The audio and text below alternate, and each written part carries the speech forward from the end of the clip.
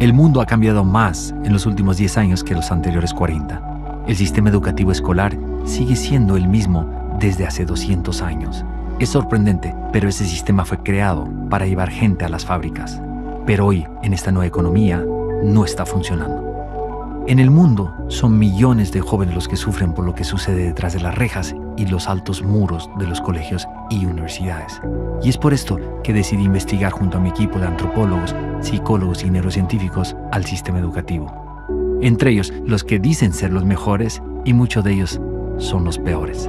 Para así determinar si el sistema educativo actual beneficia o más bien afecta el desarrollo humano de esta época. Vale, ¿y a ti te gusta el colegio? No, ¿por qué? Porque es que hay veces la comida es muy mala y los profes muy regañones. Y para mí casi que ninguno me aguanta. El único que me ama es el profe de educación física porque me gusta mucho el deporte y corro rápido, entonces soy el que mejor le cae bien. El sistema educativo se montó con la revolución industrial y seguimos exactamente igual. Es decir, se enseñaba a la gente para que trabajara en fábricas. Era el sistema educativo. Las fábricas y los coles se montaron al mismo tiempo. Y lo que se pretendía es que la gente no pensara o que pensara lo menos posible y sobre todo que no se equivocara, porque el error estaba castigado en una fábrica. El sistema educativo es un gran entramado de poder que va preparando e indoctrinando para el día de mañana a los futuros ciudadanos y que va aclimatándoles a lo que después van a tener que soportar habiendo desensibilizado esos efectos. Por ejemplo, el soportar el hostigamiento, la burla, la exclusión, el mecanismo de chivo expiatorio. Y muchas veces los niños en el sistema educativo lo que aprenden es que el mundo es una selva donde funciona el sálvese quien pueda. Esto prepara a un futuro ciudadano indiferente respecto a las injusticias sociales y que tampoco va a reclamar para sí la solidaridad de los demás. Por tanto, prepara a un individuo mucho más maleable, más manipulable y más aislado y con la sensación de que nadie está ahí fuera para crear una red de solidaridad conmigo. Creo que todavía los sistemas educativos están en el modelo arcaico, antiguo, de hace siglos atrás, cuando la competencia era memorizar, aprender a leer y escribir, o sea, las inteligencias más lingüísticas y racionales.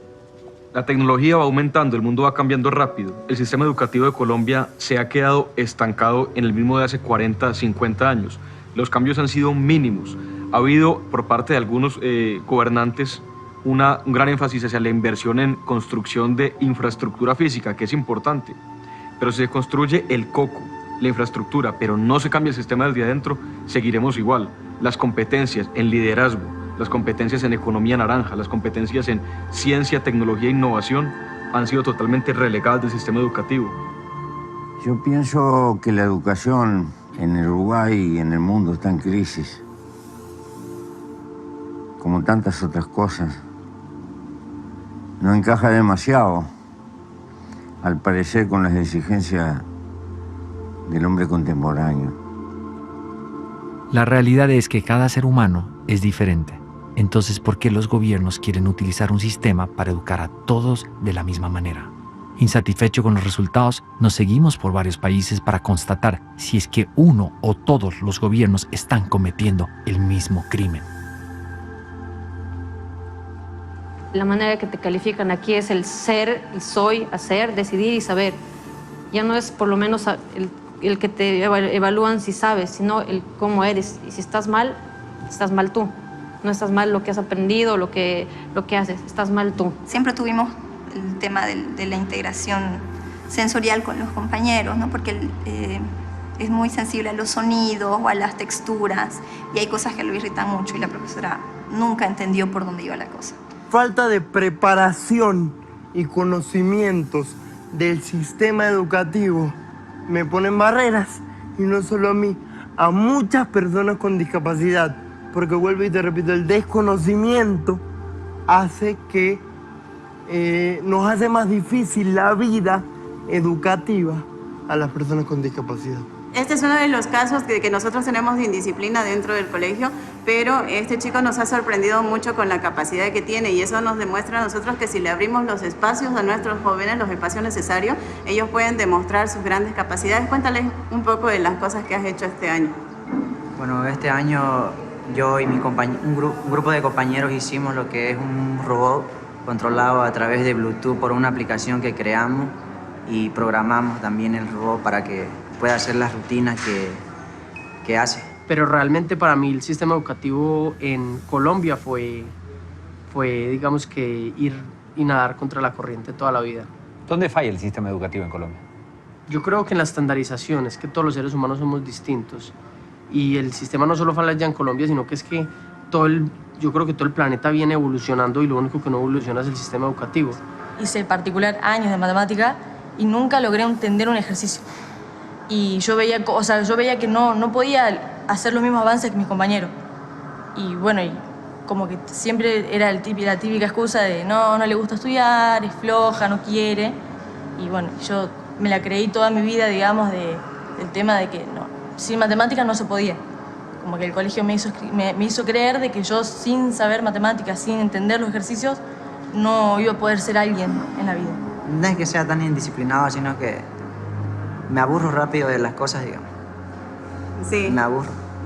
Y lastimosamente aquí en el colegio nosotros no tenemos los espacios adecuados para brindarle a él la educación que él necesita, porque él debería tener ahorita una educación a nivel técnica. Yo sufría las horas del colegio porque tenía que estar sentado escuchando algo que sabía, pero que no me motivaba, nunca me motivó. Me pasé todo el colegio castigado, me pasé todo el colegio, me reñían en el colegio porque era intranquilo, porque no me sentaba. Llegaron a atarme a la silla, o sea, una profesora llegó a atarme a la silla para que estuviera en la silla cuando no estaba castigado. Llegaba a mi casa y mi madre me reñía porque era un niño indisciplinado. I think sometimes the educational system doesn't work for everyone is because we're trying to make one system work for every individual, and every individual is different. Yo no soy una persona creativa cuando lo dices como yo, es que todos somos creativos y el sistema educativo nos mata a todos la creatividad. Entonces, cada uno tiene unas pasiones que el sistema educativo mata y mata esa posibilidad y esa confianza de ser creativo, pero yo creo que todos los seres humanos somos creativos. One of the principles in Finnish education that it is both personalized and at the same time it is collaborative. So you get some individual support to support that type of learning that the child needs, and at the same time you are promoting cooperation inside the classroom. That is actually something that I've noticed that in many countries you make children to compete against each other, and again that's very harmful when it comes to education. Mi experiencia en el colegio fue muy poco grata. Realmente las docentes, las personas que trabajaban allí su herramienta pedagógica era el terror, era el miedo, era una apología más que todo al pensamiento racional y no a la creatividad, a explotar tus capacidades y tus potencialidades. Cualquier niño que no te ponga la atención enseguida, lo que te está demostrando es que la metodología que tú estás usando no es la adecuada. Por tanto, una de las cosas que habría que trabajar es la especialización hacia una línea u otra. Los de pensamiento visual trabajan mucho con esquemas y son los que acaban viendo interacciones y acaban viendo las cosas de una determinada manera que se integra, mientras que los del hemisferio izquierdo lo que pretenden, lo que procuran es buscar la lógica interna de las cosas. The Finnish educational system is doing a big difference from my daughter because she gets special needs education before the school starts, and she gets help, and I mean they don't see her as a problem. She has some problems with her learning and her memory, but I mean she's still very happy and she enjoys going to school. She's not afraid of going to school as she was in the United States. El psicólogo Howard Gardner nos dice que hay diferentes inteligencias múltiples. El enseñarle a todos de la misma forma definitivamente hace daño.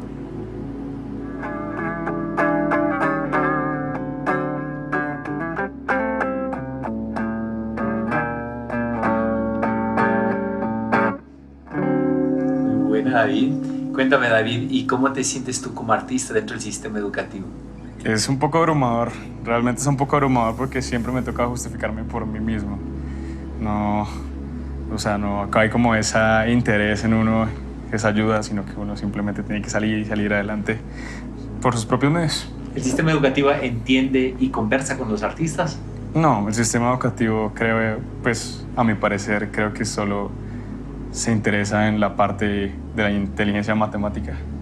En un principio, cuando tú eres joven, eres pequeño, piensas que el problema lo tienes tú, porque todo el mundo te dice que eres diferente, que eres un fracasado, que no has aprobado la asignatura, que no vas con tus amigos, que no haces lo que tienes que hacer, y tú te sientes diferente. Con el paso del tiempo te das cuenta de que evidentemente has sido diferente y gracias a eso te has distanciado un poco del rebaño, por así decirlo. Vale, entonces eres una oveja negra, por así decirlo.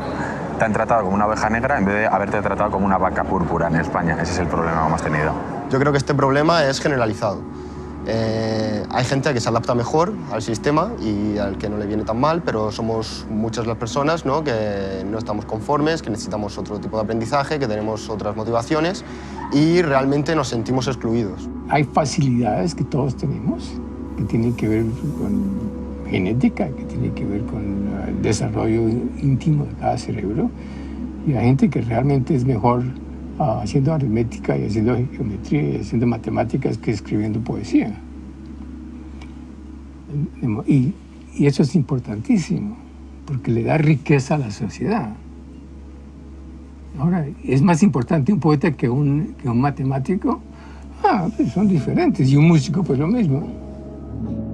Como dijo un día Albert Einstein, si tú juzgas un pescado por su habilidad de trepar un árbol, él podrá creer toda su vida que es un estúpido.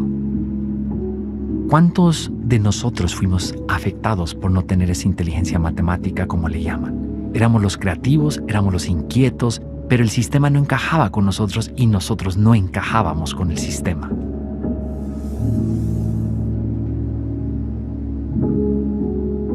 En casi todos los países, una gran parte de los maestros son consecuencia de un fracaso profesional. Es por esto que hay tantos maestros teóricos y muy pocos prácticos. Sin embargo, ellos son los que más posibilidades tienen en lograr una mejora inmediata dentro del sistema. Después de haber entrevistado a varios de ellos en los diferentes países, me doy cuenta que la mayoría de los maestros no son felices.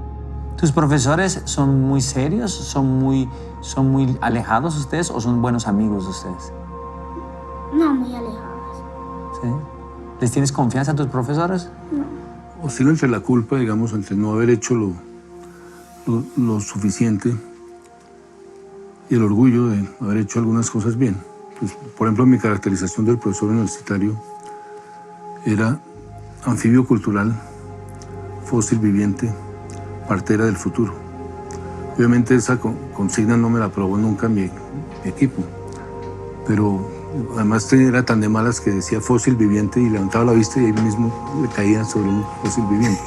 ¿Qué desmotiva profundamente a los docentes, a los maestros bolivianos? Yo creo primero la falta de reconocimiento de su rol en la sociedad, y eso repercute o se ve en un salario mínimo, en un salario que es insuficiente para poder trabajar. Por ejemplo, un director de un instituto tecnológico gana $500. $500 cuando el salario y tiene que trabajar 8 horas al día. Y no puede trabajar en otra cosa. Hacen unos trabajos más maravillosos, más importantes para un ser humano y son los que peor ganan. Pero sí es cierto que muchas personas hacen exactamente lo que les piden que hagan, y los que se rebelan contra el sistema habitualmente son o apartados o incluso expulsados, porque evidentemente molestan. Yo creo que están todos frustrados, o en la mayoría de los casos frustrados, porque no pueden dar su mejor versión. Se tienen que ceñir al guión que les han puesto para que hagan exactamente lo que esperan de ellos. Por tanto, yo creo que la frustración es tan grande en los alumnos como en los docentes. Los docentes están calificados en general poco entusiasmados por razones sociales, culturales y porque han dejado de ser el ícono de la excelencia en una sociedad. Hace 100 años ser docente era ser alguien importante en el pueblo o en la ciudad. Hoy no necesariamente es así. Al perder esa autoridad, creo que han perdido un poquito de incentivo de mejorar, de innovar, de hacer cosas nuevas con los jóvenes. Sin embargo, siguen siendo lo más importante que una sociedad se puede brindar a sí misma. El lugar donde les cedemos, les damos prestados a nuestros hijos para que se hagan ciudadanos. Y eso es indelegable. Y los docentes están como todo docente, como toda persona, en la zona esta de confort que se habla tanto, que no quiere cambiar, pero está preocupado porque no le va bien, se aburre. Yo siempre digo que ganan mal, en general, en la mayor parte de los lugares, pero antes se alimentaban de la energía de los alumnos y ahora los alumnos están apagados. Entonces es un sufrimiento, hay falta, no tienen ganas de ir a trabajar, y además de no estar cuidados ni por los padres ni por los directivos, ¿no? Como que el docente está Estás solo y encima le estás pidiendo que cambie y que aplique cosas y solo, porque nadie lo, salvo muy pocos países lo valoran. En Colombia, afortunadamente, los que toman la carrera de la docencia son generalmente personas que no pueden ingresar a otras carreras y eso hace que sea difícil y los malos estudiantes en muchas ocasiones terminan siendo los nuevos maestros. El sistema educativo está hecho para tener profesores mal pagos, con problemas de motivación muy serios, con niveles de estrés altísimos. Y todos sabemos ya que existen unas neuronas espejo, que nosotros transmitimos nuestro estado a los pequeños. Y ahí empezamos a tener problemas impactantes. La educación se convertía en un problema, no en una opción. Y eso es importante. La educación ya no es un privilegio, es un derecho. Y ahí se vuelve mucho más crítico todo el sistema, incluso los mismos profesores, porque a ellos les imponen todavía ofrecer una educación impuesta con unos parámetros en donde su libertad se ve cohibida, en donde ellos en realidad no son personas felices. Ellos mismos se meten en un sistema que los envejece, los desactualiza y los desconecta del infante. Y pues, como todos lo sabemos, cualquier tarea se vuelve difícil si nosotros no tenemos una conexión emocional con lo que hacemos. Nosotros somos todos un sistema. Entonces tenemos que, primero que reconocer la importancia increíble que tienen los maestros. Porque a veces los maestros los maltratan, que son maestros de escuela. Es maestro de escuela, es mucho más importante que maestro en la escuela de medicina. Entonces, tiene mucha más importancia el entender los pasos del pensamiento que una profesión da. Entonces, los maestros no se les trata bien. Segundo, los maestros tampoco lo hacen bien. Y lo hacen bien porque ellos creen que ellos son los dueños del conocimiento. Y creo que un buen profesor que se gane el corazón de los muchachos es un valor imperecedero. Lo que puede dejar sembrado un buen profesor en generaciones de muchachos es un capital inconmensurable. Pero lo que puede destrozar un mal profesor también. Hoy en día creo que es una profesión muy desprestigiada la de los profesores. Creo que ya no es lo mismo como cuando hace algunos años atrás, cuando el profesor era la máxima autoridad, ¿no? Lastimosamente ahora somos culpables de muchas cosas, ¿no? Si el alumno es mal alumno, es culpa nuestra. Si el alumno se vuelve un pandillero, un maleante, es culpa nuestra, ¿no? Entonces, lo que no se dan cuenta en la sociedad es que nuestro trabajo es tan delicado que nosotros construimos. Yo siempre digo esto, ¿no? Nosotros como docentes construimos vida. Los arquitectos pueden hacer edificios, los zapateros zapatos, pero nosotros como docentes armamos, construimos, creamos vida, creamos personas que mañana van a estar dentro de una sociedad. Entonces, creo que las personas no se dan cuenta la magnitud tan grande de la cual es nuestra labor profesional, ¿no? Como docentes. Do they make good money? No, not at all. They are just paid middle. It's not the money is not the motivation. It is actually it's so much about the a very autonomous academic profession. Teacher profession, it's quite valued. People trust us teachers, and we are, if I may say, we are highly educated. All the teachers, they have at least master's degree in their subject area, and they also have studied a lot of education. And also I'd like to say that we teachers, we have a lot of freedom. Can you teach how you feel too? Yeah, definitely I can. I really can. You're totally autonomous. Yeah, I would say that. Of course, we have some common goals by the administration, school administration, but we really can decide whether to have tests or not. We can evaluate our students without tests if we want to. So it used to be a 2-year seminar, and at that time it was transferred to the universities. So it became a 5-year education at the university and focusing on education. So I think the teachers are the biggest asset in Finnish education system.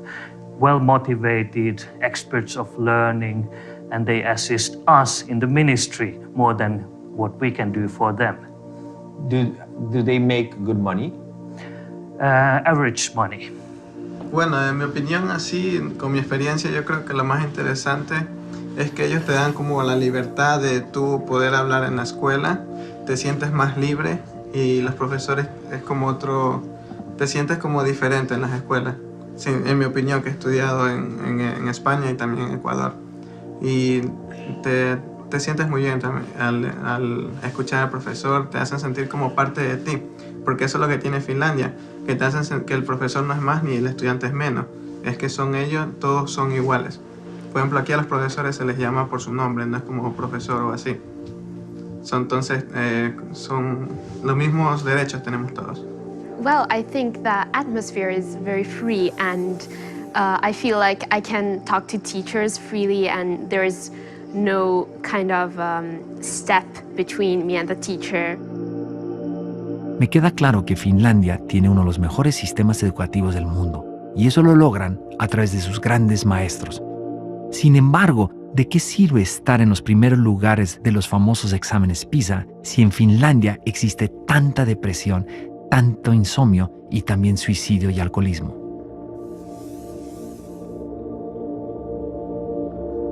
Los conflictos entre los padres y los maestros cada vez son más severos. Los padres exigen una educación diferente para sus hijos. Sin embargo, los maestros también tienen su razón y les dicen, esas cosas debes enseñarlas tú en tu casa. En medio de esta discusión, el estudiante se queda sin las competencias más necesarias para la vida. La participación de los padres dentro de la educación es deficiente porque, pues, por un lado, yo entiendo que a nosotros no nos forman para ser padres, yo soy mamá y es difícil porque tú no sabes cómo hacerlo, pero también porque hay como una cultura, una idea socialmente generalizada y es que la educación es un problema de la escuela y no vemos que la educación es un problema de toda la sociedad y de la familia fundamentalmente. Entonces los padres necesitan mayor orientación, pero también necesitan más compromiso y mayor responsabilidad con el trabajo de formación de los niños y los jóvenes. De hecho, muchos papás están contentos, muchos niños esperan que llegue el lunes porque la vida en la familia el fin de semana es peor que la escuela. O sea, sí, digamos, para muchos niños la escuela es un refugio.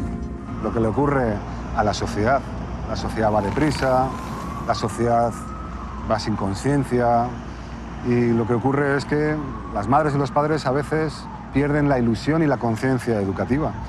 Es en realidad una forma de contagiarse sobre aquello que nos rodea para dejar de hacer lo que quizás sea más ilusionante, que es educar a nuestros hijos.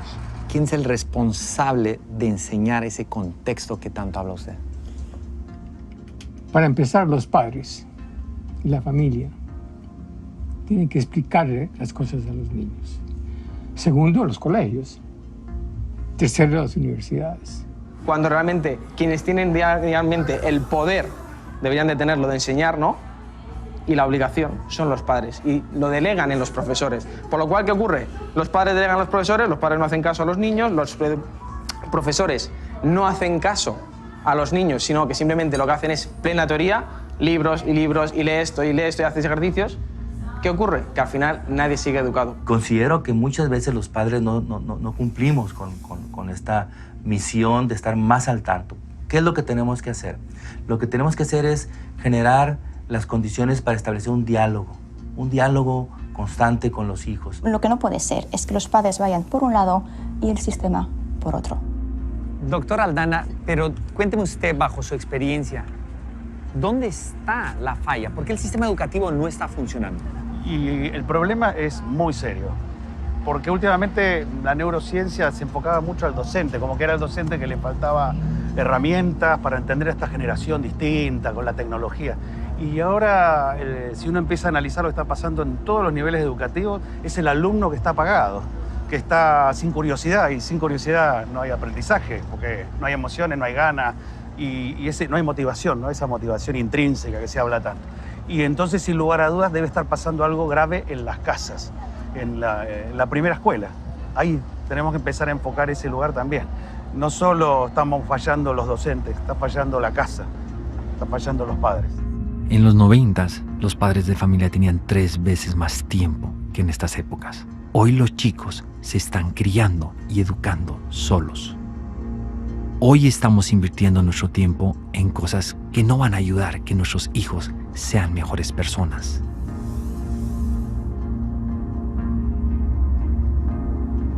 Buscar la respuesta y la ciencia con respecto a las tareas era nuestra misión en esta ocasión. Cuéntame, ¿te gusta hacer tareas? No, ¿Por qué? porque hay veces las llevan para el lunes y entonces todos peleamos con la profe, déjenos descansar el fin de semana y a la profe le entra por este y le sale por este. A ella no le gusta poner mucho tarea. El tema de los libros aquí en las escuelas de España es terrible. Es que a mí me avergüenza, me resulta inhumano, porque hay niños pequeños de 8 y 9 años que van con libros de 25 kilos cada día para el colegio, no los dejan en el colegio y vuelven a casa. Y también te quiero comentar esto. Es increíble cómo un niño que está estudiando desde las 9 de la mañana hasta las 6 de la tarde, en España se estudia así, luego tienen que tener deberes para después de las 6 de la tarde. ¿Me quieres decir dónde está la época de niños para ellos? People think that Finns don't have homework at all, but of course there is some homework. It usually lasts half an hour, 15 minutes to complete the homework. I don't like homework because homework is sometimes very long. Sometimes it's pretty fun, you know, like write your own story. Es curioso, pero mientras los padres de familia piden más y más tareas para sus hijos, ellos solo están enfocados en sus grandes ocupaciones y en el hacer dinero. Los niños son una esponja cuando se trata de aprendizaje, pero tienen que aprender de acuerdo a sus habilidades y su pasión. Pero aún así, tienen todo el derecho de disfrutar su niñez. Yo sufrí mucho y pasé mucho estrés sobre todo. Era muy buena estudiante, estudiaba mucho, pero cuando venían los exámenes era como una ansiedad, como un agobio de no dar la talla, de no sacar las notas, y yo recuerdo noches de llorar en casa, de llorar porque veía como que no era suficientemente buena para sacar las calificaciones. Y lo que peor llevaba era eso, el esperar las notas, el que yo valiera lo que valía una nota. ¿Cómo se sentía a esa edad ser la mejor estudiante del salón? Se sentía muy mal, porque al momento de dar los exámenes, todos me pinchaban en la espalda, auxilio, auxilio, y tú tenías que ser la mala, como que solamente eras tú la que sabías. Y a veces tenías que entrar en complicidad con los maestros, porque salían a veces los maestros, me vas a avisar quién se portó mal. Yo creo que el control que se le está haciendo es prácticamente el mismo, ¿no? Que son evaluaciones donde los miden por puntos, donde tienen que, al final de su periodo académico, tienen que demostrar qué es lo que han aprendido. Y si no demostraste en la forma en que los directivos quieren que lo hagan, pues va a perder. Entonces creo que independiente a la forma en que ellos le quieran dar, el fondo sigue siendo el mismo. Evalúo por lo que aprendiste de memoria, más no por lo que es capaz de hacer con lo que les dimos en clase. You could compare both educational systems. Can you tell me the difference between one and another? Yeah, I can actually, because we have been living in 3 different countries. Our kids have gone to school in Norway, in the United States, and in Finland. And I can tell you that San Diego was the worst place to have your kids in, because it was really, really different from the system here. It was all about tests and test scores. Lo mismo que yo he sufrido y que yo sufrí en su momento, lo estoy viviendo hoy con mi hijo mayor. Mi hijo mayor es una persona muy sensible, con 15 años, y también me viene a casa llorando, diciendo a veces que no vale para nada, que él no sirve para estudiar, incluso, y me emociono porque me ha llegado a decir que es un inútil, simplemente porque no es capaz de sacar a lo mejor las calificaciones que en el colegio se les pide. Por lo tanto, después de un montón de años, el sistema sigue exactamente igual. Los países asiáticos, especialmente como Singapur, que hoy es el sistema educativo número 1 en el mundo, tienen una problemática muy seria. Están haciendo competir demasiado a los estudiantes. Es por eso que aquí existen centros comerciales llenos de tutores y escuelas para que los chicos puedan lograr los objetivos en la escuela. Fuimos a preguntar al ministro de Educación de Singapur qué es lo que está pasando, por qué exigen tanta competencia y por qué tienen estudiantes tan estresados. Obviamente, una vez más, no recibimos ninguna respuesta. Y lo curioso es que los maestros de Singapur tienen absolutamente prohibido hacer declaraciones sin permiso del ministerio. Hemos visto que las calificaciones, los exámenes estresan profundamente a los niños. ¿Cómo afecta el estrés en el cerebro al proceso de aprendizaje? Gravísimo, porque el estrés genera ansiedad y la ansiedad impide pensar. Yo creo que están mal, sobre todo para los niños y los adolescentes, porque les estás enseñando que equivocarse está mal y equivocarse no está mal. No intentarlo está mal. Porque para mí hay fracaso y hay derrota. Y una derrota ya es un triunfo. Un fracaso es nunca haberlo intentado. Mira, es tan delicado porque cuando se evalúa a todos los estudiantes de la misma manera y con unas evaluaciones profundamente difíciles porque los maestros desafortunadamente creen, ¿sí?, que la calidad de su trabajo pues se puede medir por el fracaso de sus estudiantes en las evaluaciones. Vivimos en una sociedad tan rápida donde pareciera que esta educación bulímica, la que hay que dar mucho contenido y el alumno asume mucho contenido y luego lo dicen los exámenes y las notas, todo esto va en contra de lo que realmente ocurre en el aprendizaje. Yo era un niño absolutamente aficionado, adicto a las calificaciones. Obviamente entendía que ahí no estaba todo, pero si yo perdía una materia, duraba enormemente. Y tener la calificación más alta era una fuente impresionante de motivación. Pero ese modelo es gravísimo porque por sacar a alguien adelante sacrifican 20 o 30 compañeritos. Y si tú no eres competitivo y pierdes un examen con los otros, es como una vergüenza. Es un desastre y se te viene el mundo abajo. Y perder un examen no es ningún suicidio ni nada por el estilo. La vida vale más que 200 exámenes y cosas por el estilo. Pero estupidizamos a la gente en ese sentido. It's very rare that a child repeats the school year. It does more harm than benefit for the child. In Finland, we don't first of all, we don't emphasize the role of the marks, of the numbers so much. Young kids have grades? Very young ones do not. So it starts gradually. It's more like giving some written feedback about the learning process. Está comprobado que los niños a los cuales no les ponen un número, un valor o una calificación son mucho más felices.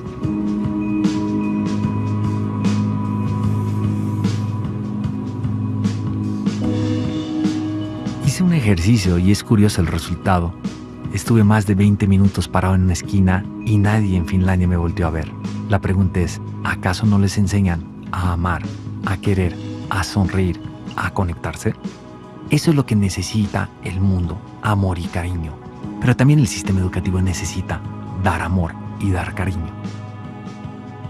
Obviamente las matemáticas son esenciales para la vida, algo básico, pero no creo que sea algo que lo que yo me tenga que enfocar sí o sí. Por ejemplo, yo veo que en la pintura no necesito números. O para, no sé, para sacar una foto tampoco necesito números. A mí me hubiera ofrecido contenido de una manera más atractiva, yo me podría haber interesado de muchas cosas, porque yo al fin y al cabo, en el momento en el que dejaba el aula, era cuando realmente empezaba a estudiar, era cuando realmente empezaba a aprender, porque era cuando cogía mis conferencias, era cuando cogía mis libros, era cuando cogía lo que a mí me interesaba y era lo que me aportaba y con lo que crecía. Pero para mí la escuela fue una pérdida de tiempo y si ellos hubieran estado más cercanos, incluso yo llegué a sentirme inservible en ese sentido como persona, porque veía que era incapaz de aportar a la sociedad, porque veía que no tenía nada que aportar, porque no encajaba. El mundo está cambiando de una forma impresionante, Eduardo. No sé cómo ves tú el sistema educativo español. ¿Está realmente adecuado para estos cambios radicales que existen en el mundo? Sin duda no, porque los resultados están ahí. Demuestran que la gente está insatisfecha, que no tiene buenos resultados y sobre todo lo más importante, que la gente no es feliz. Que están siendo programados de forma deliberada para ser autómatas que trabajen de forma fácil, sencilla y sin molestar demasiado. Hoy en día queremos gente creativa, queremos gente que piense, queremos gente que cree empresas o que cambie el mundo. Y lo que hace el sistema es no permitirnos pensar, convertirnos en máquinas. ¿Cómo funcionan las emociones con respecto al aprendizaje? El aprendizaje tiene que ver con la adquisición y el guardar el conocimiento, es decir, la capacidad de reencontrar las emociones. Son una situación mucho más primitiva y muy potente, que simplemente recalca la importancia de algo, pongamos. Entonces uno tiene conocimiento de alguna cosa y no le interesa, lo olvida. Tiene conocimiento de algo que le interesa, es decir, tiene la emoción del interés, que es una emoción. Entonces, si se juntan las dos, entonces no se olvida. se pone en contexto. Entonces la emoción contextualiza. No nos enseñan a gestionar las emociones, no nos enseñan a superar el fracaso, a ser líderes, a ser emprendedores, a tener éxito, a buscarlo, a trabajar en equipo. No sabemos cómo gestionar eso. El problema es que en los colegios no se está educando en sintonía con el cerebro. Educar en sintonía con el cerebro significa que primero está el ser y después está el saber y después está el tener. Realmente yo creo que hace falta que la gente tenga esa parte de inteligencia emocional que el doctor Goleman despertó en el mundo y que hace que la gente entienda que es más importante tu coeficiente de inteligencia emocional que tu coeficiente de inteligencia. ¿Dónde crees que está el talón de Aquiles del sistema educativo? Creo que ahí, en el excesivo acento en lo cognitivo, en el haber olvidado que educar es dejar que salga lo de dentro, el verdadero ser de un ser humano. La inteligencia artificial implica un cambio de paradigma, que es que la educación es preparar a la gente para entenderse mejor por dentro, ser más imaginativos, utilizar su creatividad, su espontaneidad, su resiliencia, flexibilidad. A nada de esas cosas a mí me enseñaron en la escuela y hoy yo lo veo que tampoco enseñan ni siquiera a los niños que se están formando hoy. Las emociones están siendo algo tan importante en el aprendizaje. Sabemos muy bien que si no hay emociones positivas, no hay ganas de aprender, no hay motivación, no hay ganas de tener continuidad en el estudio, al contrario, hay frustración. Yo creo que desde la elemental, yo creo que desde la escuela primaria ya debe de haber una clase que sea, qué sé yo, nutrición 101. ¿Qué te estás tomando o qué estás tomando cuando eres pequeño? Ese niño quizás de 5 años, 6 años, que está llegando a la casa y se está tomando un refresco, quizás pudieron salvarle la vida o de ser diabético si sencillamente en la escuela le hubieran enseñado, qué sé yo, nutrición kids o nutrición niño y le hubieran enseñado que ese refresco tenía 11 cucharadas de azúcar, 17 cucharadas de azúcar. Mi pregunta quizás sea, ¿ese niño quizás hubiera tomado 2, 3 refrescos después que jugara? O sea, los mismos niños se hubieran educado para que en un futuro no fueran enfermos. ¿Cómo vamos a trabajar en grupo si no tenemos las competencias blandas? Esta es la idea. ¿Cómo vamos a hacer sistemas globales de resolución de problemas humanos si no tenemos competencias blandas? Un día Aristóteles dijo, educar la mente sin educar el corazón no es educar en lo absoluto. Existen diferentes tipos de inteligencia. Cada persona tiene sus propias habilidades, pero hay algo que nos conecta más allá de las matemáticas, el ser de cada persona.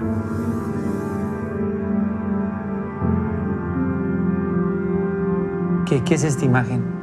Como la profe me imagina. ¿Y qué es? ¿Qué significa? ¿Cómo te imaginas? Con la boca sellada. Un tema que es el TDAH, por ejemplo, es un tema muy cuestionado desde los años 90, donde decíamos que los niños muy hiperactivos, que siempre estaban inquietos, que siempre estaban preguntando, que estaban en otra cosa, en otra historia, mientras el profesor enseñaba, pues bueno, seamos honestos, eso también fue una moda diagnóstica de toda esa población. El 90% seguramente no tenía un diagnóstico realmente de problemas químicos y desequilibrios, sino que le estorbaba al orden que la academia estaba exigiendo. Y bien delicado este tema, porque si te das cuenta, llamaban a los papás y nos decían, tu hijo es hiperactivo con déficit atencional, necesita un medicamento. Y te dejaban a ti la decisión, ¿medicas a tu hijo? Y tú decías, bueno, sí, medico. Ok, pero también tendrás que sentir tú cuándo es la hora de desmedicar. ¿Qué pasa? Era la mejor manera de deshacerse del problema académico de los niños hiperactivos, de los niños preguntones y de los niños inquietos. Hoy esto está en una reevaluación muy importante porque vemos nosotros que el niño curioso es el que realmente llega lejos. Porque, como te decía, cuando el cerebro se cuestiona, identifica una necesidad de una respuesta. Y el cerebro está hecho biológicamente para aprender. Tenés maestras que están diagnosticando. Entonces, eso acrecenta el estrés y la fatiga en los padres porque ellos mismos te dan un diagnóstico. Su hijo tiene déficit de atención, su hijo tiene hiperactividad, su hijo tiene Asperger. ¿Me entendés? Entonces, ¿qué es lo que pasa? El papá va a internet, busca qué es lo que significa, se escandaliza, se horroriza y no hay la ayuda correcta y concreta. En realidad, ¿qué es lo que tendría que hacer? El sistema educativo, el colegio, privado o público, tiene que enviar a este niño a un psicopedagogo.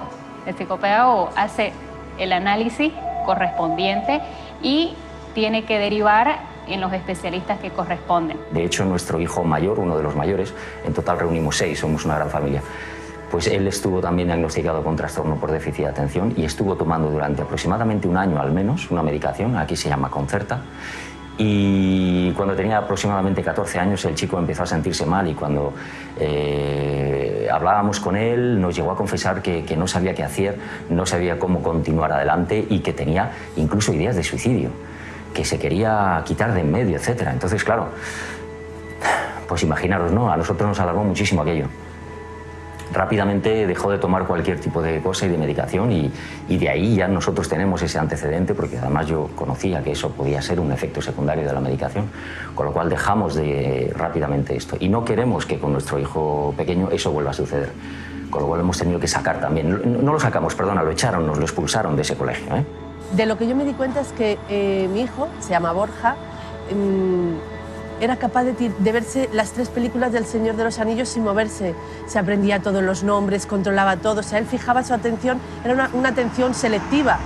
Ahora, cuando era algo impuesto, el niño se rebelaba totalmente y cualquier cosa le podía dispersar. Entonces no tenía ese problema de atención que a mí me querían vender. Yo fui medicado para tener mejor aprendizaje. Es más, yo solicité la medicación durante una temporada en la que veía que no paraba de repetir y era incapaz de concentrarme en la biblioteca. Pasaba los días en la biblioteca, forzado porque era lo que tenía que hacer, pero detestaba ponerme delante del libro y estudiar. Y siempre estaba con mis ideas, buscando proyectos en mi cabeza, proyectos que a mí me interesaban o con temas que a mí me interesaban y acababa sustituyendo el libro por lo que a mí me interesaba, porque es que era incapaz de centrarme, es que era totalmente incapaz, porque me sentaba delante del libro y lo rechazaba. Aunque yo dedicaba el tiempo, y basaba el tiempo, y entonces yo llego a un punto en el que dije, bueno, pues a lo mejor es que tengo déficit de atención o algo, voy a solicitar estas pastillas por lo menos para tener el título y poder avanzar en mi educación, porque estoy estancado. Y es que no me queda otra, es o termino esta educación y continúo con esto, o directamente me voy a acabar debajo de un puente. No tengo otra salida, voy a acabar con trabajo basura y esto va a ser mi vida y no puede ser. Y eso al final acabó llevándome a una depresión, eso junto a otras cosas acabó desbordando en una depresión que realmente fue lo que me hizo dejar la escuela. Sé que estuvieron cerca de recetarte Ritalina porque eras hiperkinético, ¿sí? ¿Qué piensas tú de eso? Yo creo que la mayor bendición de mi vida son mis padres. Mi mamá apenas le dijeron eso, se paró en la raya y en los colegios donde estuve nunca aceptó eso. Ellos lo que hacían conmigo era que me patrocinaban un montón de actividades extracurriculares como para que yo botara esa energía. Entonces yo hice todos los deportes que tú te imagines. Si yo al mes ya no quería hacer karate sino kung fu, me pasaban. Si al otro día quería montar en bicicleta o karts o motos o tirarme en paracaídas o en parapente, ellos estaban todos esos días patrocinándome como todas esas cosas que me despertaban la creatividad y quemaban la adrenalina de una forma natural. Nuestro hijo tenía demasiada competitividad y que no era sano, que no era normal. Claro, a mí me revelaba eso, porque digo, ¿cómo es eso un problema en un chico que lo que quiere es mostrar su energía, expresarse en el mundo, actuar, interactuar? Y eso no se podrá canalizar de una manera adecuada. So many students on Ritalin and Adderall and all these ADD drugs because a lot of times school is boring and they're only being measured, their value as a student is only measured on standardized tests. When at our school, we engage students through hands-on projects. And so when we engage students and they're actively involved as opposed to being a passive learner, when students are actively involved in their education, they don't need those medications as much as traditional schools. Yo pienso que la Ritalina se da cuando el maestro no está utilizando una buena metodología para que ese estudiante aprenda. TDAH desaparece en la medida en que el niño que medita está lo que tiene que estar en el momento y en el instante y a partir de ahí está plenamente atento. Mi percepción es que si fuéramos una sociedad sana, estos datos deberían ser la primera plana de cualquier periódico todos los días del año. Estamos diagnosticando y medicando a cientos de miles de niños por todo el país simplemente porque el sistema educativo no es capaz de adaptarse a la diversidad en el aprendizaje y eso es algo que como sociedad estoy seguro que nos vamos a recriminar dentro de 30, 40, 50 años. La cantidad de niños que toman medicación sin necesitarla. Medicación psicofarmacológica, anfetaminas, que no necesitan y que va a tener graves consecuencias para su desarrollo en el futuro. Sabemos que como mucho el 4% de los niños puede tener TDA, aunque creemos que probablemente será el 2%. Y sin embargo, 1 de cada 10 niños, es decir, el 10% de los niños españoles va a tomar medicación para el TDA o TDAH a lo largo de su vida escolar. En realidad, en cada etapa evolutiva la atención varía. Un niño que tiene 9 años, por ejemplo, solo tendrá 11 minutos de atención continuada. Un poco aleatoriamente sería la edad del niño sumarle 2. Si tiene 18 años, pues atención continuada serán 20 minutos. En ese momento hay que bajar el nivel de estudio, distraerse, tomar un vaso de agua, caminar, moverse. Aprendemos con el cuerpo, no aprendemos solo con la cabeza. Hay cosas tan interesantes y sencillas y súper económicas como poner una pelota para hacer yoga en vez de una silla, o poner unos elásticos en las 2 patas de los pupitres para que el niño pueda apoyar los pies y hacer el movimiento que necesita. El niño que tiene problemas de aprendizaje necesita moverse para aprender. Y las escuelas les exigen que se sienten y se queden quietos. No es ningún trastorno, eso yo creo que hay que dejarlo bastante claro. Trastorno por déficit de atención con hiperactividad, aunque figura en los manuales del DSM-4, no es más que una descripción de los síntomas, no es ningún trastorno. Entonces yo creo que ahí hay una especie de, es mi opinión personal desde luego, una especie de confabulación entre el sistema educativo y las grandes farmacéuticas para tapar con una droga síntomas y que el niño quede más o menos tranquilo sentado en una silla. ¿Tu profesora es tu enemiga? Sí, porque me imagino con la boca cerrada.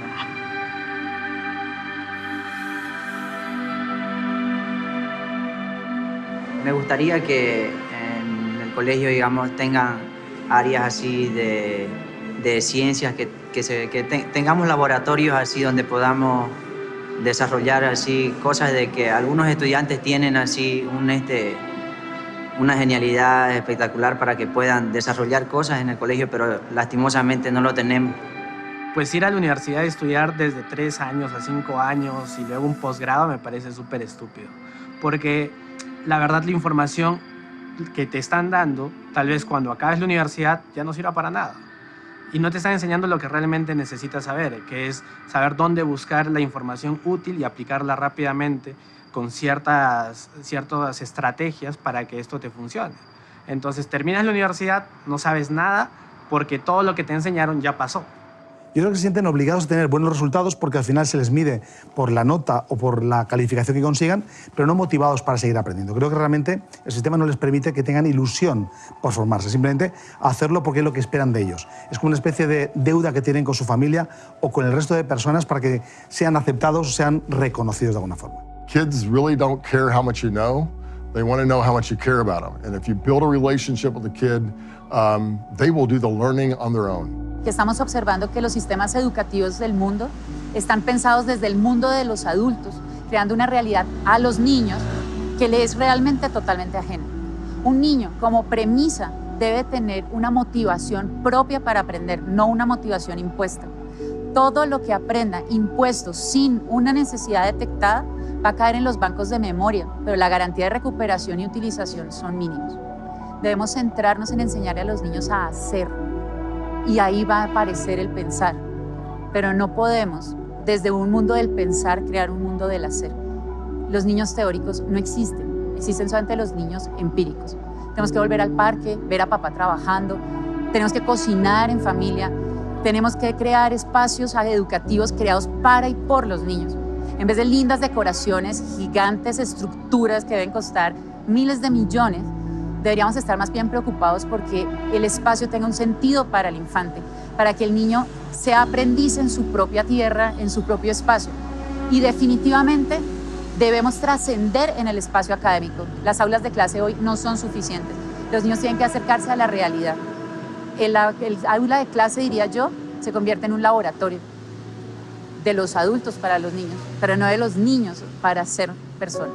Toda mi vida memorizando conceptos para olvidarlos al día siguiente. ¿Qué he hecho con todos estos días? ¿Y por qué sacrifico mi presente constantemente para memorizar conceptos que se me olvidan al día siguiente y para seguir ese mismo proceso una y otra vez en un futuro? Yo todo aquello que aprendo y no lo puedo aplicar a la realidad, no lo estoy aprendiendo, no lo estoy enviando a la memoria a largo plazo.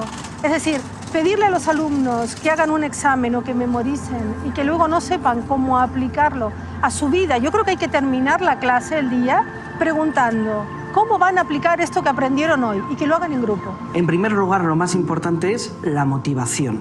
El niño lo que tiene que estar es despierto y atento porque el estímulo, es decir, aquello que va a aprender, sea algo que le motive. Si no tenemos esa motivación, si el niño no está en modo juego, va a ser muy difícil que su cerebro se concentre. Y esa fase de concentración es fundamental porque el niño no aprende nada en lo que no está concentrado. En segundo lugar, es importante que el niño experimente, es decir, que el niño desarrolle algún tipo de interacción o de juego con aquello que queremos que aprenda, porque de esa manera su cerebro va a integrar la información con otros conocimientos que el niño ya tiene. Y por último, es muy importante ayudar al niño a recordar, es decir, que una vez que haya hecho ese experimento, que una vez que su cerebro haya aprendido, podemos enseñar al niño a recuperar esa información teniendo una conversación con él, demostrando a sus compañeros qué es lo que hizo y explicándolo, porque eso es la manera natural en la que el cerebro aprende y recuerda. Yo creo que lo que falla es la didáctica con la que se enseña. Yo creo que hay que ir más allá y esto es desde los profesorados. Hay que acompañar a los docentes, hay que acompañarlos para que ellos verdaderamente piensen en didácticas diferentes y acompañen a los chicos. Porque esto es un método realmente, pero un profesor que es didácticamente accesible puede darles miles de formas para aprender a un niño. Entonces yo creo que realmente lo que falla es eso, la didáctica. Sin embargo, somos seres humanos que tenemos una responsabilidad. La de educar. La de educar a un ser integral. No solo transmitir información. ¿Qué es esto de educar entonces? Educar es mostrarle caminos al discente, al alumno, para ser mejor persona. Educar es mostrarle al otro, es enseñarle a ser feliz. Eso es hablar de emociones. A veces nos alejamos y miramos el tema de lo afectivo y de lo emocional como un tabú y entonces nos circunscribimos a operaciones y fórmulas matemáticas, a teorías sobre la mente y el funcionamiento cognitivo o a procesos de ingeniería. Y en muchas de las ocasiones nos preguntamos, bueno, ¿y a quién estoy enseñando? Si tan solo reflexionásemos en esa pregunta, ¿a quién estoy enseñando? No qué estoy enseñando. Esa sola pregunta me lleva a la persona del otro. Me lleva al ser, a la existencia del otro. Desde mi punto de vista es muy importante poner en contexto, tanto motor como emocional, el conocimiento. Si no, se olvida. Y estábamos hablando que cuando uno termina escuela primaria y secundaria, lo que uno recuerda es más o menos el 15%. Es decir, el 85% se perdió. ¿Y por qué se perdió? Se perdió porque no hubo contexto. ¿Eso para qué sirve? Entonces, si no sirve, pues... Hay un principio del cerebro. Lo que el cerebro no se ha preguntado, no lo puede responder. Es la ausencia de una pregunta y, por tanto, obviamente, la ausencia de una respuesta. O sea, si alguien no se hace la pregunta, da lo mismo lo que le enseñas, no va a retener. Exactamente. Lo que vamos a encontrar nosotros es que los niños necesitan cuestionarse, identificar una necesidad para buscar la manera de responderla. O sea, eso significa, perdón que te interrumpa, pero eso significa que el niño preguntón aprende más. Total, ama al niño preguntón. En las neurociencias lo tenemos claro. Un cerebro que peca por exceso siempre será más adaptativo que el que peca por falta. Los niños juiciosos, de hecho, no son lo mejor. ¿El homeschooling es un reemplazo del colegio? No es un reemplazo del colegio. Empezando porque homeschool no es llevar el colegio hacia la casa. El homeschool es un estilo de vida donde el aprendizaje es fundamental para la familia porque cualquier espacio tú puedes aprender. ¿Dónde es el daño más fuerte que está cometiendo el colegio a los niños de hoy? En tantas cosas, pero yo pienso que en su parte psicológica y en su parte, digamos, de autoestima, porque la mayoría de los chicos no cabe, ¿no? O sea, el colegio tiene un molde establecido. Si tú no cabes dentro de ese molde, o te adaptas o sales. Y entonces eso en parte hace que los niños salgan muy lesionados de este sistema educativo. Un chico que sale desplazado de hasta 5 o 6 colegios es porque no estuvo dentro de ese molde. Entonces, cuando ya llega a una opción como homeschool, ya está muy lesionado. How many years do you think our country needs to reform their educational system? At least 10 years, 20 years, even 40 years, as what's been going on in Finland. I mean, you start reform and it takes time. Very seldomly you can make a difference in 4 years in the office. Uno educa cuando enseña a juzgar. Y el juicio tiene que ser cuidadosamente formado. En algún momento se diseñó en 8.000 páginas toda la primaria con instrucciones para el maestro. Tal clase usted hará esto, usted verificará tales resultados. O sea, se le quitó como la potestad al maestro de planear activamente su trabajo. Se le entregaron guías. En las pruebas internacionales de educación, Argentina no le va bien, al igual que el resto de los países de la región. Estamos todos juntos ahí en los últimos de la fila y es una especie de mal ejemplo de hermandad latinoamericana, no es lo que queremos que suceda. Pero Argentina tiene otro componente que es más grave que no le vaya bien, que es la dispersión de los datos, lo que llamaríamos la inequidad, lo que llamaríamos la falta de homogeneidad en el sistema educativo. Y eso es lo que me parece que tenemos que enfocar. Las políticas públicas de educación, por supuesto, tienen que apuntar a mejorar el nivel educativo, pero sobre todo tienen que apuntar a acortar la brecha entre los que están bien y los que están mal. Por tanto, nuestro sistema argentino, con grandes virtudes y enormes falencias, me parece que tiene que apuntar a formar mejor a los profesores, ser más federales, llegar hasta los pueblos, llegar hasta los lugares donde la educación se quedó en el siglo, con suerte, XIX y en algunos casos XVIII, y tenemos que llegar al siglo XXI. Requerimos una acción coordinada de políticas sociales encabezadas por la educación relevante al emprendimiento y al mismo tiempo unos países seguros con gran confianza de inversión. Porque si usted tiene gran confianza de inversión, le da oportunidades a los jóvenes, pero si usted no tiene una educación universal relevante al emprendimiento, entonces esa confianza de inversión se desvanece, porque no puede avanzar en escalas de competitividad por falta de juventud educada. En Colombia no hay un sistema educativo, hay un mercado educativo y pues dentro de eso hay intentos de construir pedacitos de sistema.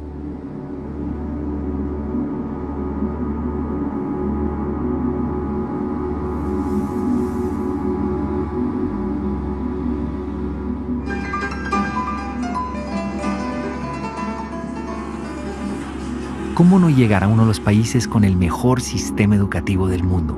Corea del Sur, un país donde los chicos compiten y se matan, técnicamente se matan, por lograr entrar a las famosas universidades del grupo Sky.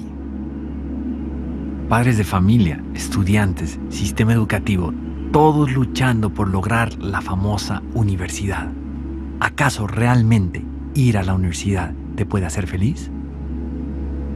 Un país donde el 50% de los estudiantes tienen pensamientos suicidas podrán ser una potencia. Un país que se transformó en 30 años solamente gracias a que la gente está estudiada y trabaja muy duro.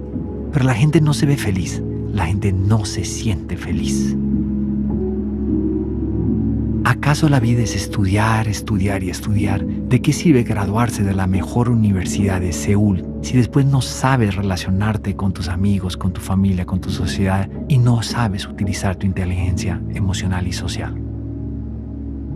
Es por eso que fuimos a visitar las universidades más importantes de Corea del Sur y después de caminar dentro de estas inmensas infraestructuras para encontrar el famoso departamento donde ellos atienden la salud mental de sus estudiantes, llegamos a una de las universidades más importantes de este país para preguntar qué hace que los estudiantes coreanos tengan tantos pensamientos suicidas. Durante un par de horas estuvimos esperando para encontrar las respuestas y una vez más no pasó nada. Las explicaciones, las excusas, las justificaciones para no responder nuestras preguntas parecieran que fueran muy comunes dentro del sistema educativo. Nadie quiere dar la cara a este problema social tan importante. 이 비유를 들자면은 융통성 없는 군대, 융통성 어떤 소통이 안 되는 군대 같은 느낌. 군대에서는 자기가 원하는 것만, 그냥 자기가 지시하는 것만 얘기하고 우리는 그걸 받아들여야 하는 입장이고, 그다음에 어떤 자기의 생각을 Después de viajar a tantos países y ver tantas cosas buenas y demasiadas malas, una de las cosas más impresionantes de esta investigación fue llegar al Centro de Terapia contra el Suicidio para Estudiantes Surcoreanos. Entrar a esta infraestructura y ver 40 ataúdes uno tras otro y darte cuenta que existen estas terapias para que los chicos descubran, sientan y se arrepientan de sus pensamientos suicidas, te hace entender el tamaño del problema. ¿Acaso es tan importante ser aceptado en una de esas famosas universidades del grupo Sky? A este nivel ha llegado este país, el número 1 según los exámenes PISA dentro de los sistemas educativos del mundo.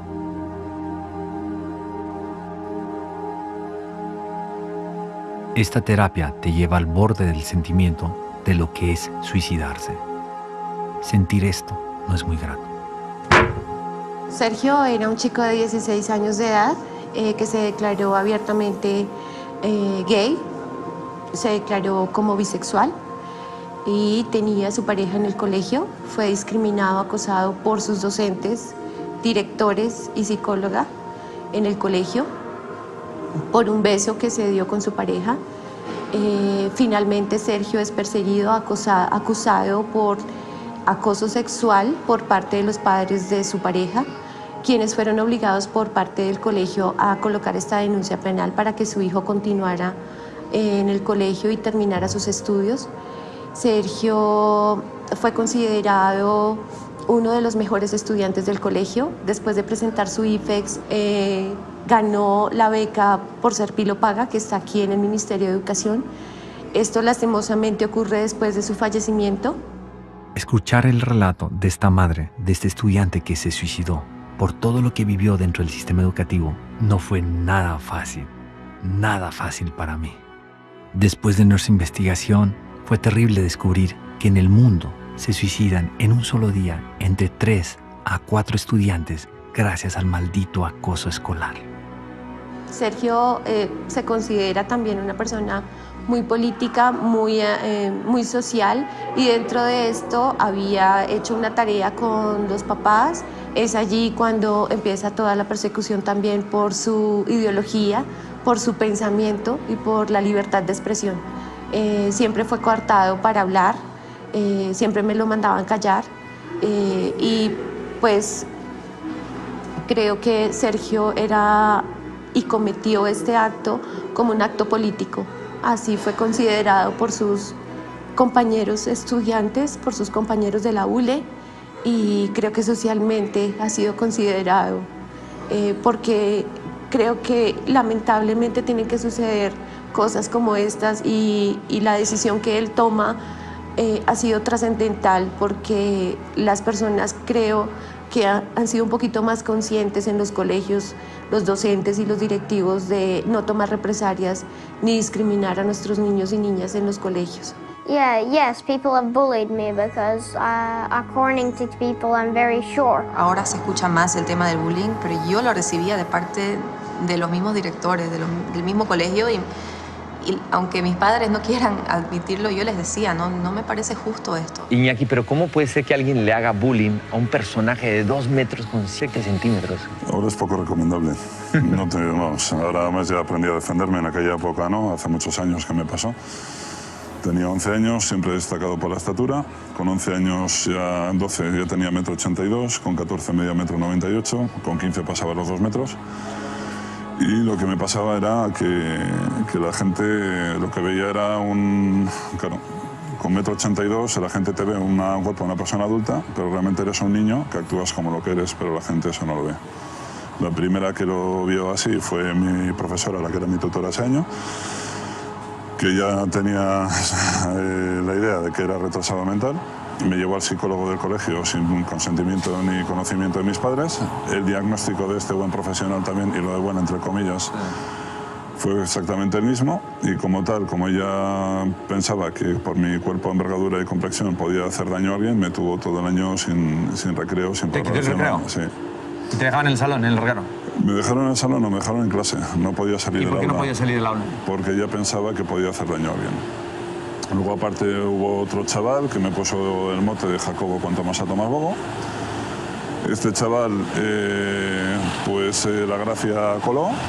Al final, la profesora, cuando pasaba lista en clase, en vez de llamarme Iñaki, me llamaba Jacobo. Ella te decía Jacobo, ¿por tu apodo? Por mi apodo. Y ya las risas eran continuas.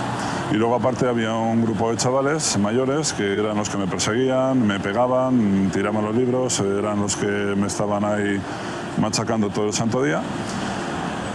Hasta el punto de que pues un día me dieron una paliza, me reventaron la cabeza a patadas. De hecho, bueno, pues aquí, permíteme un segundito.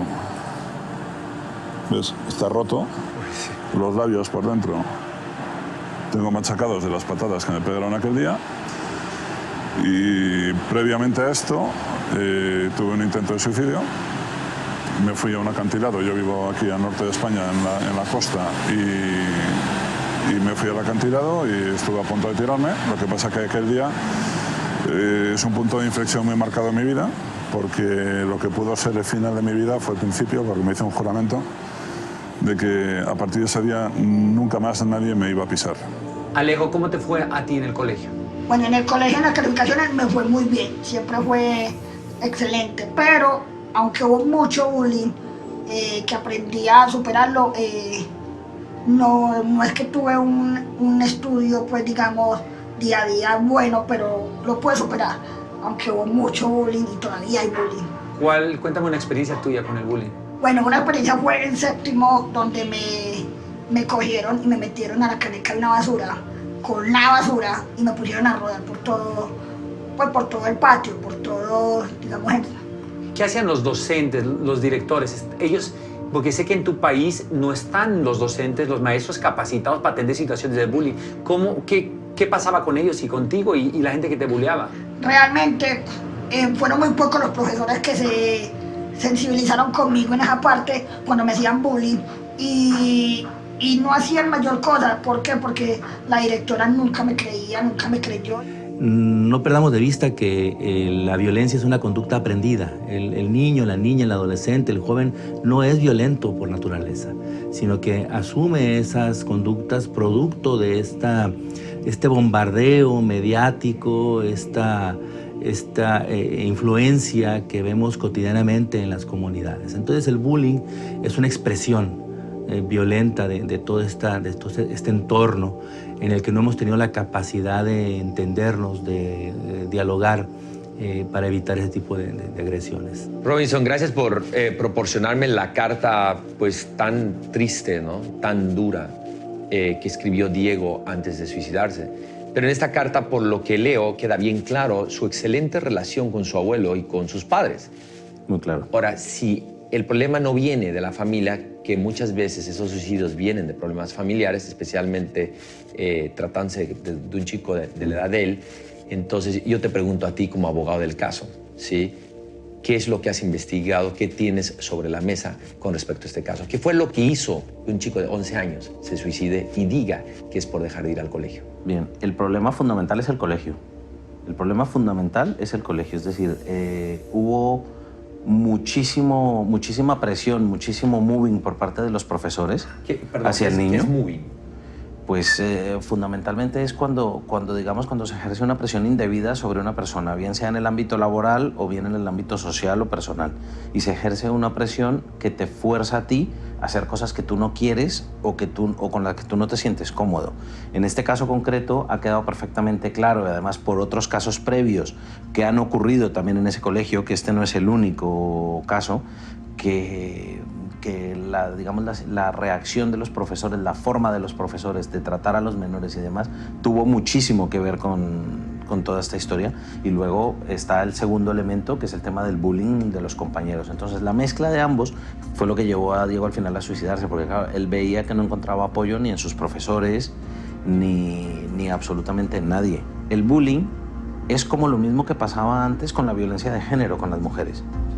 Que antes no se hablaba de eso, todo el mundo sabía que existía, todo el mundo sabía que era un fenómeno que estaba en la sociedad, pero las mujeres que lo padecían nunca hablaban de ello, nunca decían nada. El bullying es exactamente igual. El bullying, por su propia naturaleza, se esconde a los ojos de la gente. ¿Y el mobbing se esconde también? También, claramente. O sea, los niños tienen miedo de hablar de los problemas que tienen con los maestros en la Claramente. escuela. De hecho, el bullying, cuando llega a situaciones graves, lo llega precisamente por la inacción o por el moving de los propios profesores. ¿Los maestros en tu país están capacitados para atender situaciones de bullying? No. Profesionalmente no. Nunca los han capacitado. O sea, nunca nos han dado cursos sobre bullying, digamos. Nosotros por nuestro lado investigamos, tratamos de hacer lo necesario, ¿no? Pero que nos hayan dado una charla, un curso exclusivo sobre cómo pasar o cómo sobresalir del bullying, no. En España, 1 de cada 4 niños sufren conductas de hostigamiento, sobre todo psicológico y menos físico, sobre una base muy frecuente. 1 de cada 4 son cientos de miles de niños que van todos los días a la escuela descontando en su cabeza que algo malo les va a pasar, que sufren problemas de ansiedad, somatizaciones, y algunos de ellos sufren problemas de estrés postraumático que están siendo confundidos con problemas de hiperactividad, porque dicen que estamos atacando a la docencia, al sistema, etc. Los padres en casa también están machacando, no físicamente, no olvidemos que el maltrato físico es un problema, el maltrato psicológico. ¿Qué pasa con todos esos niños que desde pequeño están escuchando el mensaje de tú no vales para nada, nunca serás nada, no como tu hermana, no como tu hermano? El garbanzo negro, el chivo expiatorio de la casa, se convierte después en más frecuentemente víctima porque es más vulnerable. Son formas de acoso. ¿Qué tienen que ver con el acoso escolar? Que esos niños ya vapuleados en esos entornos después son más vulnerables a que compañeros de estudios ataquen a estos niños porque sencillamente tienen su resiliencia destruida, tienen su autoestima destruida, no son capaces de hacer frente. De alguna manera son unas víctimas más fáciles, más económicas. El mobbing escolar es la dinámica de acoso que sufren los niños desde que empiezan en la maternal hasta que se egresan de la universidad, y que tiene que ver con situaciones de hostigamiento recurrentes a manos de profesores, a manos de compañeros, a manos de todos aquellos que se convierten en depredadores para estas víctimas. ¿El Ministerio de Educación de España tiene capacitado a los colegios y a los docentes para atender estos casos? No, no existe una capacitación ni en el sistema de enseñanza de los profesores o maestros, no hay asignaturas que expliquen cómo luchar eficazmente contra el acoso escolar, tampoco hay protocolos eficaces porque se está haciendo una intervención reactiva. Cuando hay casos de acoso escolar se empieza entonces a hacer algo, y la única forma de erradicar el acoso escolar es prevenir, es medir, es preguntarle a los niños frecuentemente qué están sufriendo, qué conductas reportan como muy frecuentemente, y claro, eso significa darse la mala noticia de que en todas las aulas en España tenemos casos de acoso escolar. ¿Y en los colegios privados hay alguna diferencia? No, los colegios privados tienen una diferencia, y es que como viven mucho más de su imagen pública, suelen tapar mucho más los casos, y al taparlos y al pasar el tiempo producen víctimas mucho más graves, con secuelas psicológicas mucho más intensas, y casos que terminan judicializándose porque a las familias no les queda otro remedio que pasar a la acción judicial. Hicimos todo lo posible por contactarlos para que nos den una entrevista y no fue posible. Yo creo que escapar. Primero a nivel mental, creo que una persona se encierra en sí mismo. Aparte, no ayuda a los profesores, siempre te apartan en la parte trasera de las clases, los alumnos te dejan apartado en los espacios, en el recreo, en el tiempo libre, y tú al final te acabas apartando de la sociedad, de la familia, de los amigos, y o eres muy fuerte o te apoyas en alguien cercano que te entienda, o realmente puede acabar la cosa en algo bastante grave. Lo que me gustaría cambiar desde mis alcances como académico en el sistema educativo es la sensibilización. Porque parece ser que incluso pertenece a una especie de nuestros arquetipos, ¿no? Sistema es igual a algo frío, estructurado, rígido, inamovible e inflexible, y por lo tanto impersonal, ¿no? O apersonal. No. Yo cambiaría esas formas de concebir las cosas. Finalmente no puedo cambiar el sistema, no. Pero como psicólogo, ¿qué me interesa? La forma como nos representamos al sistema.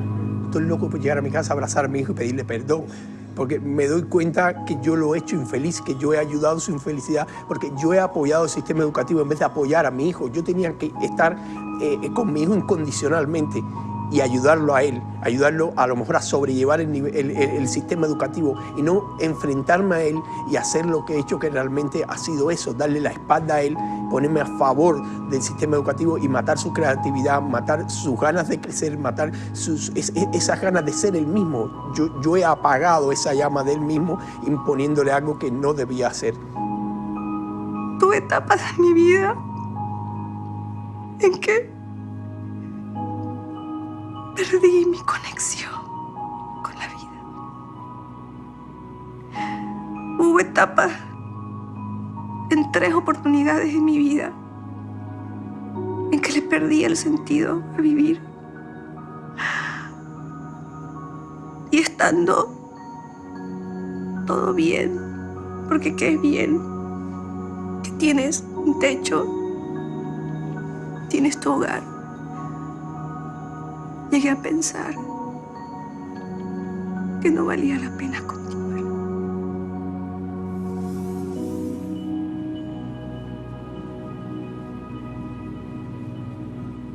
Tres a 4 suicidios por acoso y presión escolar al día.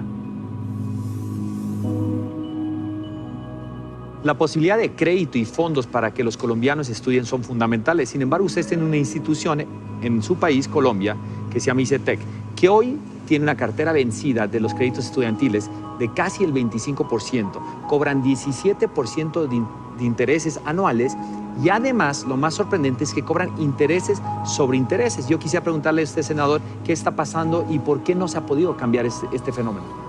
Bueno, en primer lugar, digamos que el hecho de que la educación pública superior no sea gratuita en Colombia ha llevado a que las familias tengan que acudir a los créditos educativos. Y entonces hay una institución que se llama ICETEX, que es pública, que ofrece créditos educativos en unas condiciones que indudablemente no son las mejores para las familias colombianas. Por eso hemos presentado un proyecto de ley para prohibir ese cobro de intereses sobre intereses y llamar la atención de los colombianos en la lucha por conquistar lo fundamental para que este sea un derecho real de los colombianos, educación gratuita en el nivel superior. El ICETEX le presta a estos chicos y le pone condiciones para estudiar la carrera que ellos quieren financiar, no la que quieren los muchachos.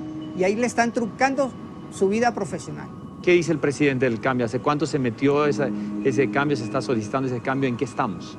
Bueno, hace 16 años se comenzó a cobrar intereses sobre intereses y hoy el resultado es catastrófico. Es decir, frente a que no existe la garantía de la gratuidad de la educación, se ha tomado entonces al crédito para poder acceder a una mercancía, porque esa es la situación complicada, que el gobierno y el Estado colombiano considera que la educación no es un derecho, sino una mercancía por la cual hay que pagar. ¿Qué pasa ahí? Que el ICETEX comienza a cobrarles de una vez. Dicen que dan un año de gracia, pero mentira, no dan ningún año de gracia, sino de una vez le están cobrando los intereses. Y esta deuda se cuadruplica, generándole un problema social a la familia.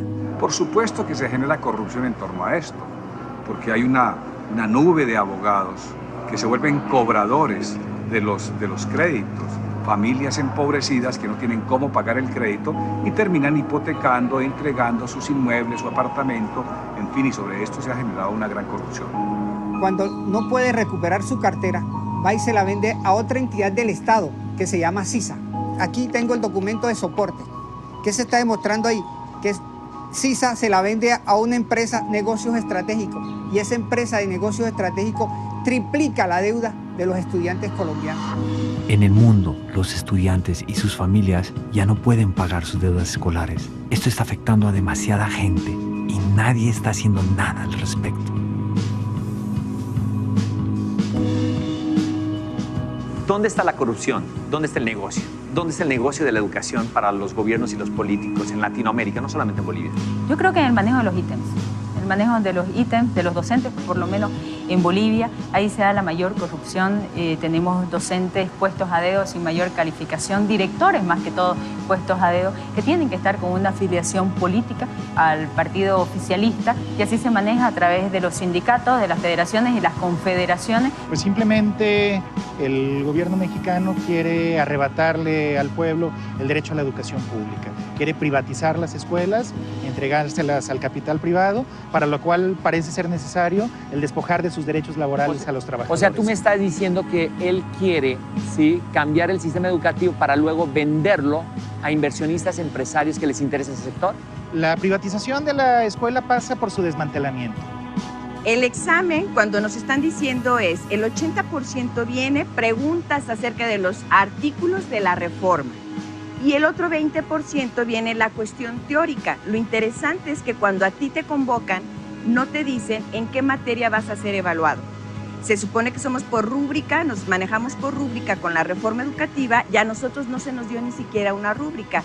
Mi pregunta, yo te devolvería la pregunta, ese 80% que es en los artículos de la reforma, ¿en qué me ayuda a mí a ser un mejor docente? ¿Tú tomaste ese examen? Yo no lo tomé porque si yo lo tomaba, entonces yo estaba haciendo voluntariamente, renunciando a mis derechos para cambiarme a otro régimen laboral, donde a la larga yo estoy llevando la educación en general a que se llegue a una privatización. Pues la reforma educativa está privilegiando una relación laboral individual. Es decir, el gobierno tiene una relación contigo como trabajador individual al margen de todo sindicato, de todo contrato colectivo o de toda negociación de tipo colectivo. O sea, aquí estamos hablando fundamentalmente de desaparecer los derechos laborales conquistados a lo largo de décadas con luchas muy sangrientas, como la que vivimos ahora. El gobierno está diciendo que los maestros no permiten las reformas, ¿sí?, y que no quieren ser capacitados y evaluados. Y el gobierno dice que por eso está teniendo la pelea con el sindicato. ¿Qué tan cierto es eso, no? Eso es mentira. En el caso muy claro del ejemplo de nosotros como maestros de bachillerato del estado de Jalisco, los profesores a los que el gobierno despidió injustamente eran los mejores maestros del colegio de bachilleres, los más capacitados, con el perfil más alto, además de los más comprometidos con ¿No los corrieron por hacer revueltas y política? Los corrieron por negarse a someterse a una evaluación que en realidad es una trampa laboral. ¿Por qué es una trampa laboral? Cuéntame. Es una trampa laboral porque quien se somete a la evaluación acepta cambiar su estatus laboral. Nos dicen que en la Ciudad de México uno puede comprar un título profesional certificado a pocos metros de la Secretaría de Educación. Fuimos a ver si esto era cierto. Ya te digo, me das dinero, fotos, nombre, carrera, firma, y ya posteriormente ya yo te digo, te entrego los papeles y te digo para cuándo va a estar, tú puedes checar en internet.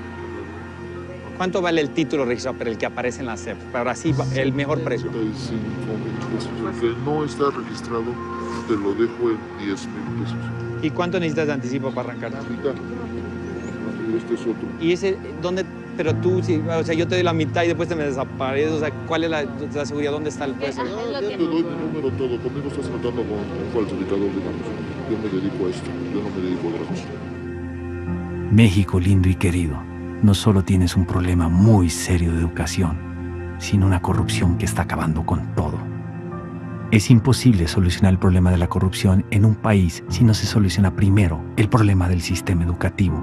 La única forma de corregir un problema de corrupción es dándole mejor educación a su pueblo. Sé que has tenido muchas sobremesas con políticos y que conoces a muchos políticos. Yo quisiera preguntarte a ti, que eres una persona cercana a ellos, ¿qué hace que ellos prometan tanto cambios educativos y no se den? Bueno, yo creo que el gran problema de los políticos hoy en Colombia es que ellos vienen de un sistema tradicional donde se premia la corrupción. No cambiar el sistema educativo, dejarlo como está, es dejar todas las cosas como están. Colombia está en un punto, digamos, de mediocridad escolar.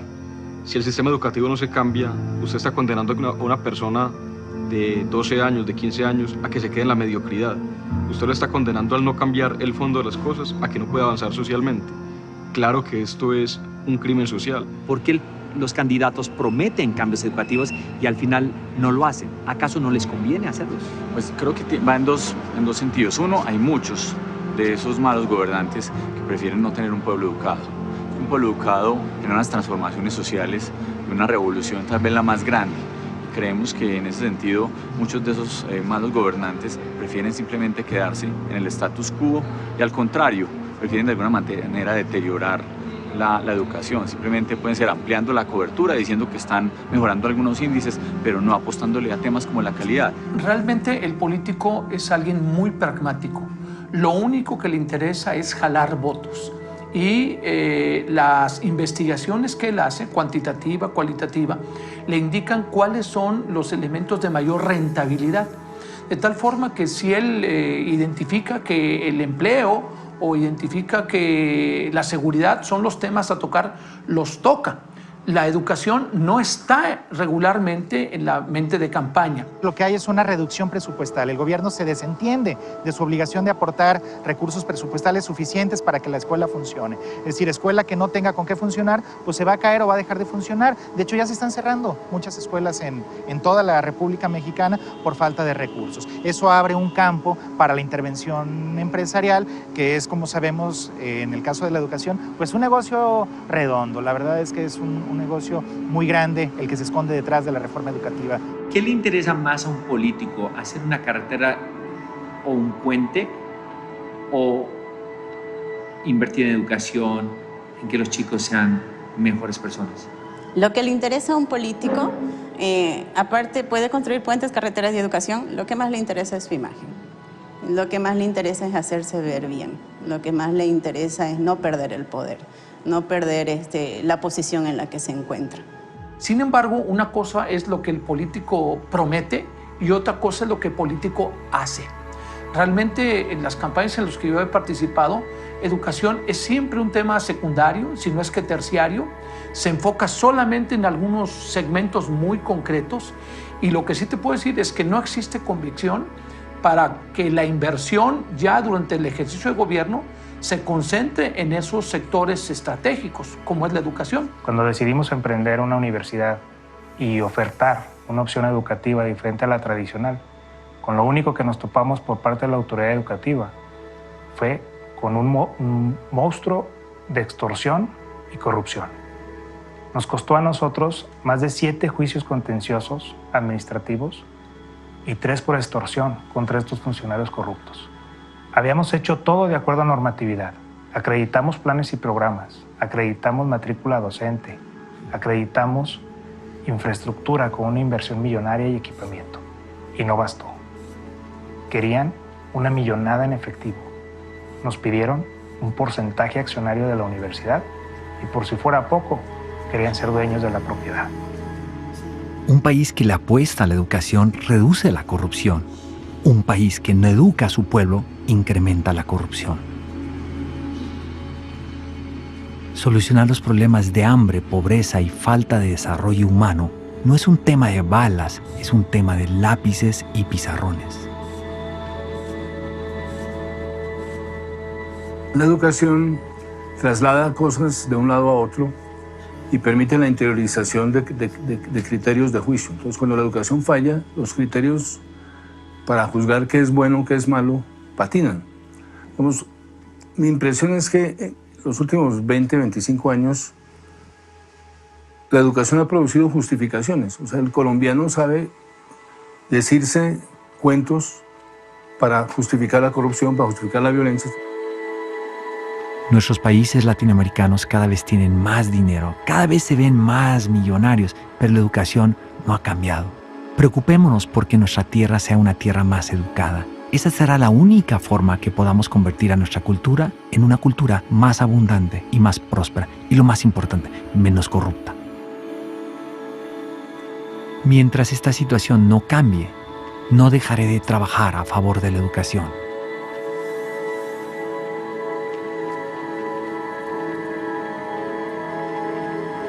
Fuimos muy, pero muy lejos a buscar las respuestas y soluciones para el gran problema que tenemos en el sistema educativo a nivel mundial. Un problema que conforme pase el tiempo y mientras siga el mismo sistema educativo seguiremos afectando a nuestros hijos y otras generaciones, por qué no pensar que hasta nuestros nietos.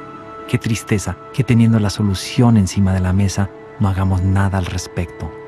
Mientras el sistema educativo, que lo somos todos, no nos hagamos responsables y exijamos ese cambio a nuestros gobiernos, seguiremos cometiendo un crimen llamado educación.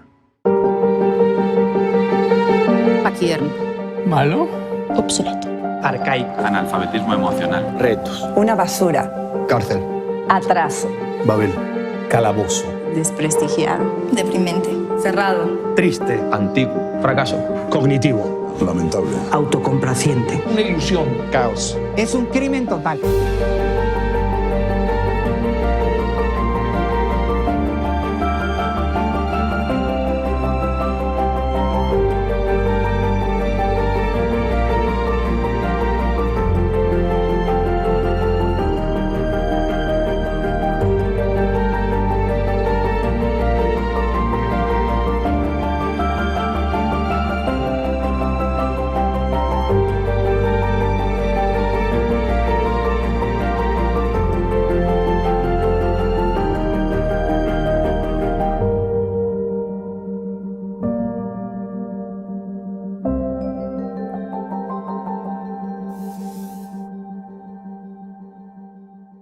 Hay que descubrir lo mal que estamos de una manera que no nos destruya. Hay que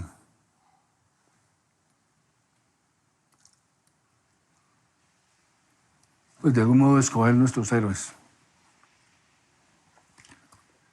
Hay un poema de Borges muy lindo, dice: ¿dónde están los héroes? Ya no los hay. Pero dice: tranquilos, ya pasará el tiempo y aparecerán los héroes.